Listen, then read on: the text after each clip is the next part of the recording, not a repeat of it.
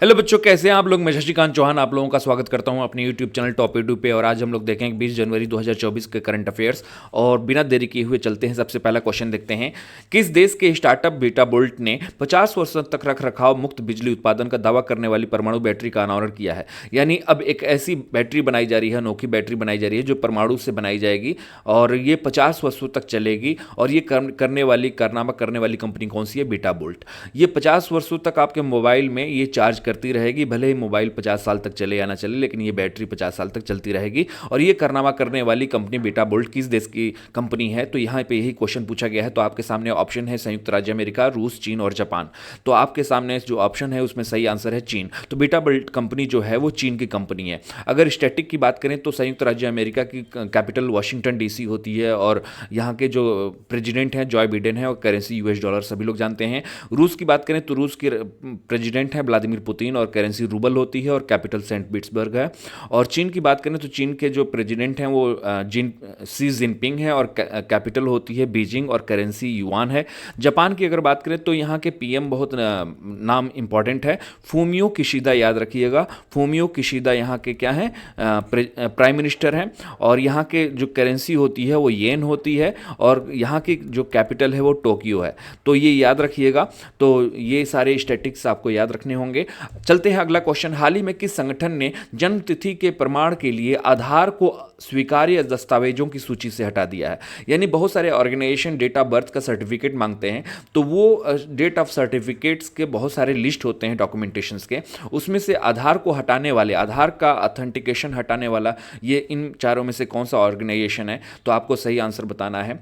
तो इसका सही आंसर है कर्मचारी भविष्य निधि संगठन, यानी इसको हम ईपीएफओ कहते हैं, एम्प्लॉय प्रोविडेंट फंड ऑर्गेनाइजेशन कहते हैं। तो ये ईपीएफओ ने अभी हाल ही में अपने डॉक्यूमेंटेशन में जन्म तिथि प्रमाण को, आधार के प्रमाणता को हटा दिया है। यानी आप हाई स्कूल सर्टिफिकेट दे सकते हैं और डॉक्यूमेंट्स दे सकते हैं, लेकिन आधार की अनिवार्यता को हटा दिया गया है। कौन से ऑर्गेनाइजेशन के द्वारा? ईपीएफओ के द्वारा। और ईपीएफओ की अगर बात करें तो ये इसकी जो रेगुलेटरी बॉडी होती है वो पीएफआरडी होती है, ठीक है, provident fund regulatory development authority, याद रखिएगा। और अगले चलते हैं अगला इसी से रिलेटेड चीज़ों को जानने के लिए। तो आधार जो जारी की जाती है, आधार कार्ड जो जारी की जाती है, वो आधार कार्ड जारी करने वाली ऑर्गेनाइजेशन या संस्था का नाम क्या है? तो यूआईडीएआई है, ठीक है। और इसका पूरा नाम होता है unique identification authority of India. ये कौन से मंत्रालय के अंतर्गत काम करता है? तो ministry of electronics and information technology. और इसके पहले चेयरमैन कौन थे? नंदन नीलकेनी थे और ये को फाउंडर भी थे। और ये को फाउंडर इन्फोसिस के हैं और नंदन नीलकेनी इसके पहले चेयरमैन हैं। और चेयरमैन की अगर बात करें, इस समय वर्तमान में जो चेयरमैन है वो नीलकांत मिश्रा हैं, वर्तमान में ये यूआईडीए के हैं। और फर्स्ट चेयरमैन कौन थे? नंदन नीलकेनी थे। और सीईओ इस समय प्रेजेंट में है अमित अग्रवाल, ये आईएएस अधिकारी हैं यूआईडीआई के। और ये यूआईडीआई की स्थापना हुई थी 28 जनवरी 2009 में, 2009 में 28 जनवरी को। और ये भी इंपॉर्टेंट क्वेश्चन है कि आधार में कितने डिजिट्स होते हैं? तो 12 डिजिट्स होते हैं, यूनिक आइडेंटिफिकेशन होता है। तो याद रखिएगा 12 डिजिट्स होते हैं आधार में। अगला क्वेश्चन देखते हैं। किस भारतीय राज्य में दुर्लभ तिब्बती भूरे भालू को अब पहली बार देखे जाने की पुष्टि की गई है? तो किस भारतीय राज्य में ये देखा गया है? कौन सा भालू? भूरा भालू। और ये कहाँ का प्रजाति है? तिब्बत का। और ये एक दुर्लभ प्रजाति है, यानी इसकी संख्या घटती जा रही है। तो ये अभी हाल ही में इंडिया में देखा गया है। तो आपके सामने 4 ऑप्शन है, अरुणाचल प्रदेश, सिक्किम, उत्तराखंड और हिमाचल प्रदेश। तो आपको सही आंसर बताना है। तो इसका सही आंसर है सिक्किम। तो सिक्किम में देखा गया है तिब्बती भूरे भालू, जो एक दुर्लभ प्रजाति है। इससे रिलेटेड कुछ ये देख सकते हैं आप, तस्वीर देख सकते हैं, ये फोटो में ये दुर्लभ तिब्बती भूरा भालू देखा गया है। इससे रिलेटेड चीज़ें देखते हैं। अरुणाचल प्रदेश से स्टेटिक देखा जाए तो अरुणाचल प्रदेश की जो राजधानी होती है ईटानगर होती है। मुख्यमंत्री कौन है? पेमा खांडू हैं। और सिक्किम की जो राजधानी है वो गंगटोक है और मुख्यमंत्री प्रेम सिंह तमांग है। ये सारे क्वेश्चंस एग्जाम में पूछे जाते हैं, तो आप एक एक चीज़ नाम ध्यान से पढ़िएगा। उत्तराखंड की राजधानी अगर बात करें तो 2 राजधानियाँ, पहले केवल एक राजधानी हुआ करती थी देहरादून, जो हर समय के लिए था, लेकिन इस समय के अनुसार बदल दिया गया है। शीतकालीन अगर है सत्र तो उसके लिए देहरादून है, और ग्रीष्मकालीन अगर सत्र चल रहा है उत्तराखंड में तो भरारी सैन या उस वहाँ पे एक तहसील है गैरसैंण, तो भरारी सैन या गैरसैंण एक ही नाम है और ये कोई भी ऑप्शन में हो सकता है, तो दोनों आंसर सही होंगे। ये ग्रीष्मकालीन या समर कैपिटल के तौर पर गैरसैंण और भरारी सैन है उत्तराखंड की राजधानी, और देहरादून विंटर कैपिटल के तौर पे। और मुख्यमंत्री की बात की जाए उत्तराखंड के तो श्री पुष्कर सिंह धामी है। और हिमाचल प्रदेश की बात करें तो हिमाचल प्रदेश की राजधानी शिमला, इस यहाँ पे भी दो राजधानियाँ हैं, ग्रीष्मकालीन के लिए यानी समर कैपिटल शिमला है और धर्मशाला एक विंटर कैपिटल है हिमाचल प्रदेश के लिए। और मुख्यमंत्री की बात करें तो शिवशंकर सिंह सुक्खू हैं यहाँ के। तो ये आप 4 राज्यों के बारे में स्टैटिक आपने देख लिया और ये एग्जाम में पूछे जाते हैं, तो बहुत ध्यान से इनको याद रखिएगा। ठीक है, अगला क्वेश्चन देखते हैं ब्रांड फाइनेंस। तो अभी एक इकोनॉमी या फाइनेंस से रिलेटेड एक सर्वे हुआ है और उसमें एक लिस्ट जारी की गई है कंपनियों के ग्रोथ से रिलेटेड, ब्रांड वैल्यू से रिलेटेड। तो ब्रांड फाइनेंस एक ये जारी करने वाली ऑर्गेनाइजेशन है द्वारा 2024 ग्लोबल 500, तो ये एक टाइटल है 2024 ग्लोबल 500 कंपनीज में।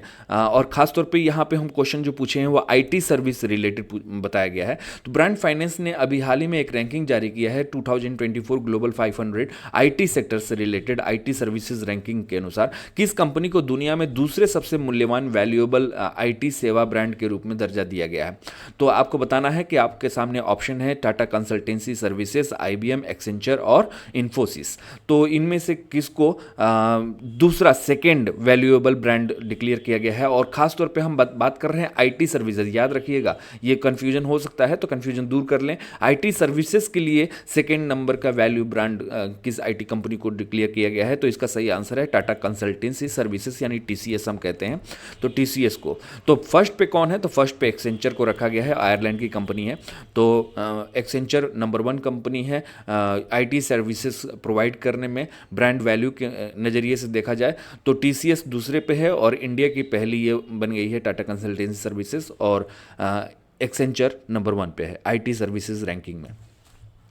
इसके अलावा और भी कंपनियों के अलग कैटेगरी अगर देखी जाए तो एप्पल और अमेजन और गूगल माइक्रोसॉफ्ट को पछाड़कर दुनिया के सबसे मूल्यवान ब्रांड के रूप में शीर्ष स्थान पर। तो अगर इन कंपनियों में अगर देखा जाए तो नंबर 1 कौन सा है, एप्पल। एप्पल ने ब्रांड वैल्यू में 74% की वृद्धि हासिल की है, भारी अंतर से दुनिया में, यानी इतना अंतर है कि इसको अचीव करना मुश्किल है, दूसरे सेकेंड वाले को खिताब पर हासिल किया है।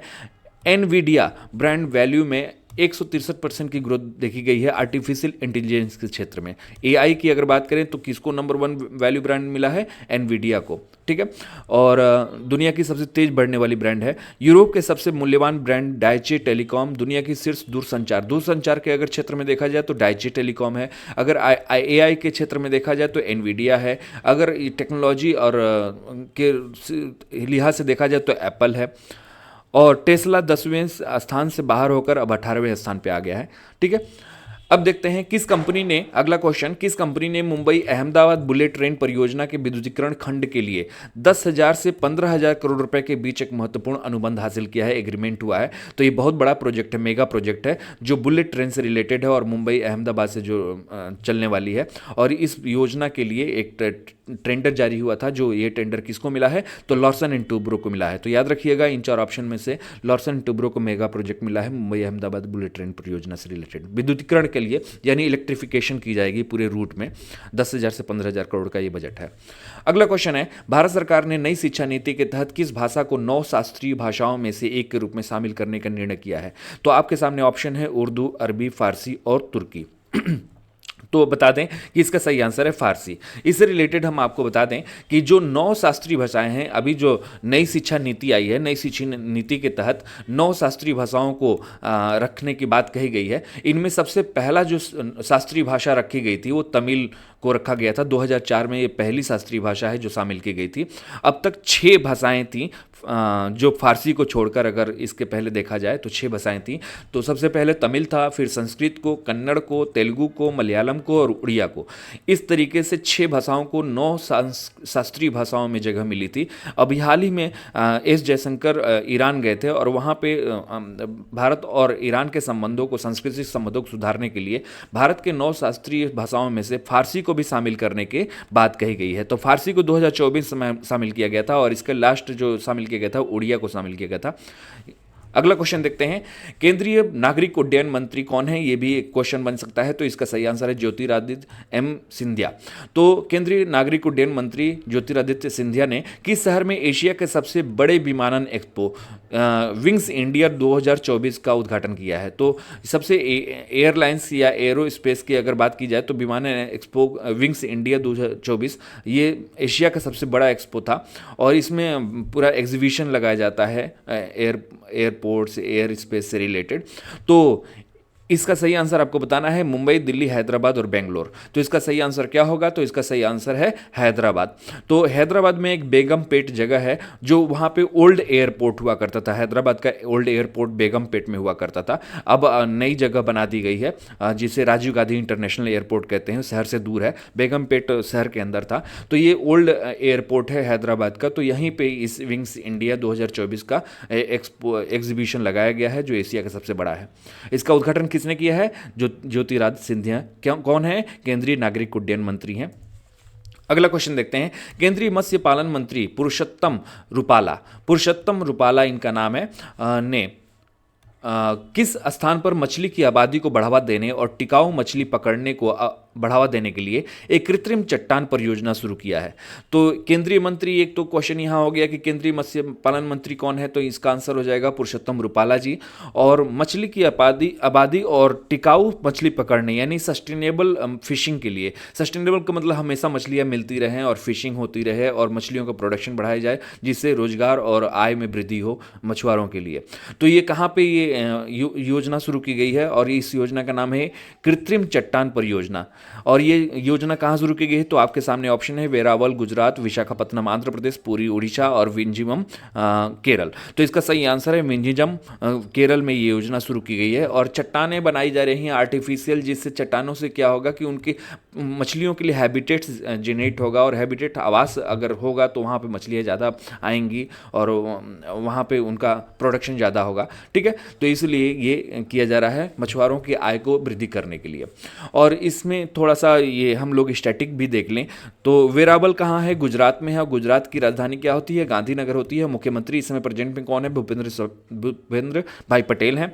विशाखापत्तनम आंध्र प्रदेश में है और राजधानी अमरावती है आंध्र प्रदेश की, और मुख्यमंत्री इस समय YS जगनमोहन रेड्डी हैं। पुरी उड़ीसा में है और उड़ीसा की अगर बात करें राजधानी तो भुवनेश्वर है। मुख्यमंत्री कौन है, नवीन पटनायक, किस राज्य के, उड़ीसा।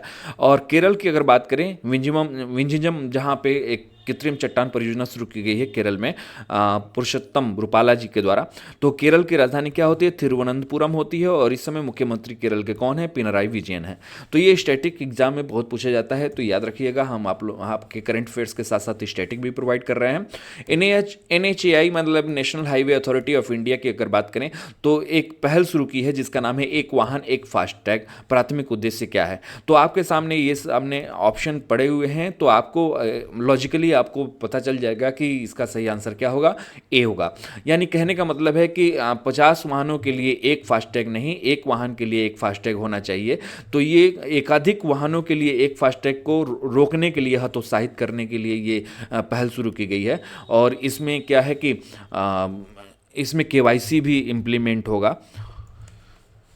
समुद्र में उन्नत उपग्रह संचार के माध्यम से वास्तविक समय की पावती को सक्षम करने और वाले इसरो की दूसरी पीढ़ी के डिस्ट्रेस अलर्ट ट्रांसमीटर यानी DATSG से किसे लाभ होता है। तो आपके सामने ऑप्शन है नौसेना, पायलट, किसानों और व्यापारिक नाविक या मछुआरों। तो इसका सही आंसर है मछुआरों के लिए ये बेनिफिशियल है। तो ये जो टेक्नोलॉजी है डिस्ट्रेस अलर्ट ट्रांसमीटर, इसमें क्या है कि समुद्र के अंदर अगर मछुआरे फिशिंग कर रहे हैं तो अगर कोई सुनामी या कोई चीज़ आपदा आती है, प्राकृतिक आपदा, तो जो कोस्टल एरिया में कोस्ट गार्ड हैं उनको सूचना मिल जाती है और फिर उनके नाव पे ट्रांसमीटर लगे होंगे। ट्रांसमीटर यहाँ पे शब्द यूज हुआ है ट्रांसमीटर, तो उनके नाव में ट्रांसमीटर लगे होंगे। तो जो कोस्टल गार्ड होंगे उनको पता होगा कि कौन सा मछुआरे का नाविक कहाँ पे स्थित है, तो वो जाके उसको तुरंत क्या कर सकते हैं, बचा सकते हैं उन मछुआरों को। तो इसलिए ये अलर्ट ट्रांसमीटर है एक तरह से। तो ये आकस्मिक स्थिति में कोस्ट गार्ड को द्वारा उनकी लोकेशन ट्रैप करके उनको बचाया जा सकता है। तो ये जो टेक्नोलॉजी है ये सेकेंड जनरेशन है, यानी इससे पहले भी टेक्नोलॉजी डेवलप की गई है लेकिन इम्प्रूव करके सेकेंड जनरेशन लॉन्च किया गया है। और ये किसके द्वारा डेवलप किया गया है? इसरो के द्वारा डेवलप किया गया है। तो ये खास तौर पे किसके लिए बनाया गया है? मछुआरों के लिए, सेफ्टी के लिए बनाया गया है, जो अगर समुद्र में कोई भी हलचल होती है तो उससे बचाया जा सकते हैं मछुआरों को। अगला क्वेश्चन है, हाल ही में किस राज्य ने महिलाओं को 1,000 की मासिक आर्थिक सहायता की पेशकश करते हुए महतारी वंदना योजना ये शुरू किया गया है 2024 के नाम से। तो महतारी वंदना योजना 2024 किस राज्य सरकार के द्वारा शुरू किया गया है? तो ऑप्शन है छत्तीसगढ़, मध्य प्रदेश, उत्तर प्रदेश और राजस्थान। तो इसका सही आंसर है छत्तीसगढ़ राज्य के द्वारा ये शुरू किया गया है महतारी वंदना योजना 2024। इसके तहत महिलाओं को 1,000 रुपये मासिक दिया जाएगा। अगर सालाना देखा जाए तो 12,000 रुपया मिलेगा महिलाओं को। कौन से राज्य के द्वारा? छत्तीसगढ़ राज्य के द्वारा। अगर छत्तीसगढ़ की राजधानी की अगर बात करें तो रायपुर है, और मुख्यमंत्री की बात करें तो विष्णुदेव साय अभी ही इलेक्शन हुआ है तो इसमें मुख्यमंत्री बने हैं। मध्य प्रदेश में नया इलेक्शन हुआ है और यहाँ के मुख्यमंत्री मोहन यादव जी बने हैं और भोपाल यहाँ की राजधानी है। उत्तर प्रदेश की बात करें तो लखनऊ यहाँ की कैपिटल है और आदित्यनाथ योगी जी यहाँ के मुख्यमंत्री हैं। राजस्थान की बात करें तो राजस्थान में भी नया इलेक्शन हुआ है और वहाँ के मुख्यमंत्री भजन लाल शर्मा बने हैं और राजधानी क्या है? जयपुर है। अगला क्वेश्चन देखते हैं, कौन द्विपक्षीय श्रृंखला में आईसीसी द्वारा नियुक्त पहली महिला तटस्थ अंपायर के रूप में इतिहास रचने के लिए तैयार हैं? मतलब कि एक पहली बार होगा कि कोई महिला अंपायर बनेंगी और ये आईसीसी के द्वारा इनको नियुक्त किया गया है और दो टीमों के बीच होने वाला है। साउथ अफ्रीका और ऑस्ट्रेलिया के बीच ये मैच होने वाला है और ये जो हैं इनका नाम क्या है? Claire Taylor, Charlotte Edwards, Sue Redfern और बेलिंडा क्लार्क। तो इसका सही आंसर है सू रेडफर्न पहली महिला होंगी तो जो तटस्थ अंपायर बनेंगी। दो टीमों के मैच होने वाली है, साउथ अफ्रीका और ऑस्ट्रेलिया। और ये कहाँ की हैं सू रेडफर्न? ये इंग्लैंड की हैं, याद रखिएगा इंग्लैंड की हैं। ये पहली महिला होंगी जो तटस्थ एम्पायर बनेंगी, फिफ्थ एम्पायर जिसे कहते हैं, फोर्थ एम्पायर। और अगला क्वेश्चन है, कौन सा भारतीय राज्य पक्के पागा हार्नबिल फेस्टिवल के 9वें संस्करण की मेजबानी करेगा? और फेस्टिवल से रिलेटेड एग्जाम में बहुत क्वेश्चन पूछे जाते हैं, स्टैटिक का पार्ट होता है। तो पक्के पागा हार्नबिल फेस्टिवल याद रखिएगा कि कहाँ पे ये आयोजित किया जा रहा है। तो इसका सही आंसर है ये आयोजन किया जा रहा है अरुणाचल प्रदेश। तो अरुणाचल प्रदेश में ये आयोजन किया जा रहा है, हॉर्नबिल फेस्टिवल होता है, ये याद रखिएगा। और राज्यों की बात करें तो राज्यों से स्टैटिक से रिलेटेड महाराष्ट्र की राजधानी मुंबई है, मुख्यमंत्री एकनाथ शिंदे हैं। अरुणाचल प्रदेश की राजधानी ईटानगर है, मुख्यमंत्री पेमा खांडू पहले से बता चुका हूं। केरल की राजधानी तिरुवनंतपुरम होती है और मुख्यमंत्री पिनराई विजयन है। और राजस्थान की राजधानी जयपुर है और मुख्यमंत्री भजनलाल शर्मा है। शांति के लिए एशियाई बौद्ध सम्मेलन की 12वीं महासभा का उद्घाटन किस शहर में किया गया है? तो शांति के लिए ये बौद्ध महासभा का सम्मेलन हमेशा होता रहता है, ये 12वीं महासभा का उद्घाटन किया गया है। तो ये नई दिल्ली में किया गया, किस एशियाई बौद्ध सम्मेलन 12वां जो हुआ है इसका उद्घाटन किया गया। अगला क्वेश्चन है, जकार्ता में 2024 एशियाई शूटिंग चैंपियनशिप में पुरुषों की 25 मीटर सेंटर फायर पिस्टल स्पर्धा में व्यक्तिगत स्वर्ण पदक जीतने वाले किसने जीता है? तो गोल्ड मेडल जीतने वाले भारतीय व्यक्ति कौन है? तो इसका सही आंसर आपको बताना है। तो मुआद अल बलूशी, अनंग युलियांटो, पंकज यादव और योगेश सिंह। तो राइट आंसर है योगेश सिंह ने स्वर्ण पदक जीता है एशियाई शूटिंग चैंपियनशिप में, जो 25 मीटर सेंटर फायर पिस्टल स्पर्धा में। और ये कहाँ पे हुआ है? जकार्ता में हुआ है। और जकार्ता किस देश की राजधानी है? इंडोनेशिया की है। और जकार्ता इंडोनेशिया में की राजधानी जकार्ता है। अगला क्वेश्चन देखते हैं, संसद सदस्य स्थानीय क्षेत्र विकास योजना, जिसको हम एक शॉर्ट में एमपी-लेट्स कहेंगे, और ये निधि प्रवाह की पारदर्शी निगरानी के लिए लॉन्च किए गए मोबाइल एप्लीकेशन का नाम क्या है? तो एमपी-लेट्स जो एक निधि प्रवाह है यानी फंड एलोकेशन है, उसको नज़र रखने के लिए एक गवर्नमेंट ने एक ऐप लॉन्च किया है, मोबाइल एप्लीकेशन। इसका नाम क्या है? ई प्रगति, ई माई स्कीम, ई ताल और ई साक्षी। तो राइट आंसर है ई साक्षी।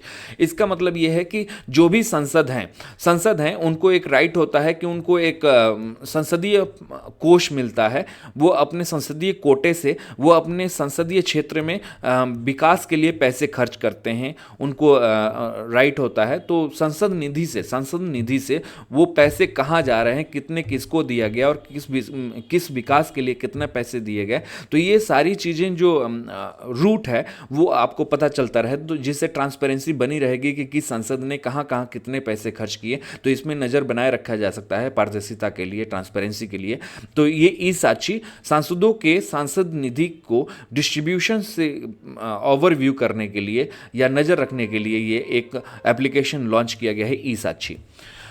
अब बात करते हैं फॉक्सकॉन ने भारत में चिप पैकेजिंग और परीक्षण सुविधा स्थापित करने के लिए किस समूह के साथ साझेदारी किया है। तो चिप पैकेजिंग और पुनरीक्षण परीक्षण सुविधा टेस्टिंग के लिए और चिप पैकेजिंग चिप को पैकेजिंग करना और उसको टेस्टिंग करने के लिए भारत में एक साझेदारी की गई है। यहाँ पे एक स्थापन किया जाएगा, एक सर्विस सेंटर खोला जाएगा फॉक्सकॉन के द्वारा। तो ये इंडिया के किस कंपनी के साथ सहयोग के साथ ये शुरू किया गया है, तो एचसीएल ग्रुप के साथ। एचसीएल और फॉक्सकॉन मिलकर ये चिप पैकेजिंग और टेस्टिंग का काम शुरू करेंगे। फॉक्सकॉन ताइवान की एक कंपनी है, याद रखिएगा।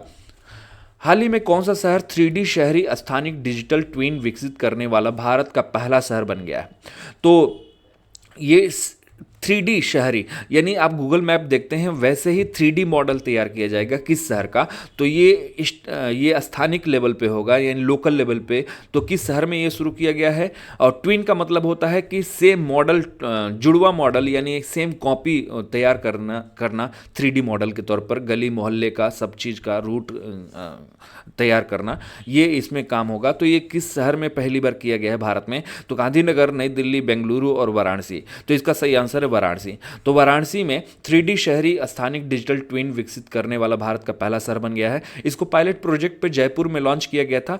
पायलट का प्रोजेक्ट का मतलब होता है एक्सपेरिमेंट करना, अगर वो सक्सेस हो जाता है तो किसी पे इंप्लीमेंट किया जाता है। तो इसका पायलट प्रोजेक्ट या एक्सपेरिमेंट जयपुर में शुरू किया गया था, लेकिन इसको इंप्लीमेंट पहली बार किस शहर में किया गया है, तो बनारस में किया गया है, जिससे एग्जैक्ट मॉडल तैयार की जाती है शहर का, कि एक एक चीज़ का ब्यौरा होता है उसमें 3D मॉडल में। और ट्विन इसलिए कहते हैं क्योंकि सेम कॉपी होती है, जुड़वा होती है, इसलिए 3D डिजिटल ट्विन कहते हैं इसको। अगला है, किस भारतीय संस्थान ने इमोबिलिटी सिमुलेशन लैब का उद्घाटन करने के लिए अल्टेयर के साथ साझेदारी की है, जो इमोबिलिटी के क्षेत्र में उन्नत अनुसंधान और प्रशिक्षण केंद्र बन गया है। तो आईआईटी दिल्ली, बॉम्बे, कानपुर, मद्रास। तो इसका सही आंसर है मद्रास। तो आईआईटी मद्रास ने अल्टेयर के साथ समझौता किया है इमोबिलिटी सिमुलेशन के लिए। सिमुलेशन लैब वो होता है जो आभासी होता है, जैसे लगेगा कि एग्जैक्ट वही, आप जैसे कार चला रहे हैं तो आपको लगेगा कि एक कार में बैठेंगे और चलाएंगे तो लगेगा कि आप कार चला रहे हैं, रोड पे हैं, लेकिन वो आप लैब में हैं। ठीक है, तो इस तरीके से सिमुलेशन लैब होता है। तो आज का सेशन वैसे यहीं समाप्त होता है। बहुत बहुत धन्यवाद, और हमारे चैनल को सब्सक्राइब करना ना भूलें अगर क्लास अच्छा लगी हो तो, और शेयर ज़रूर करें दोस्तों के साथ। और हमारे 2 चैनल हैं, वेबसाइट हैं topedu.in। इसमें आपको करंट अफेयर्स और जीके के कंटेंट मिल जाएंगे, और लेटेस्ट गवर्नमेंट से रिलेटेड जो भी नोटिफिकेशन होंगे हमारे लेटेस्ट governmentjobs.com पे मिल जाएंगे। तो इन साइट्स पे विजिट करते रहिएगा, आपको लेटेस्ट अपडेट मिलते रहेंगे। तो बहुत बहुत धन्यवाद, थैंक यू वेरी मच।